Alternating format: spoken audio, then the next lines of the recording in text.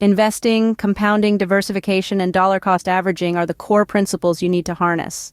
To recap, start with a small amount like $100. Consistently invest this every month into a diversified portfolio. Reinvest the returns to take advantage of compounding. And remember, the magic is in the time you allow your investments to grow. And remember, consistency is key. It's not about the amount you invest, but the regularity.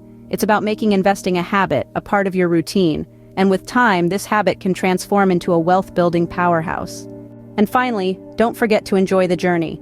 Building wealth is not a sprint, it's a marathon. It's not about getting rich quick. It's about creating sustainable, long-term wealth that can provide financial security and freedom. So, get started on your wealth-building journey today. And remember, it's never too early or too late to start investing. With consistency and time, you can turn your $100 a month into a mountain of wealth. Remember, the best time to start was yesterday. The next best time is now.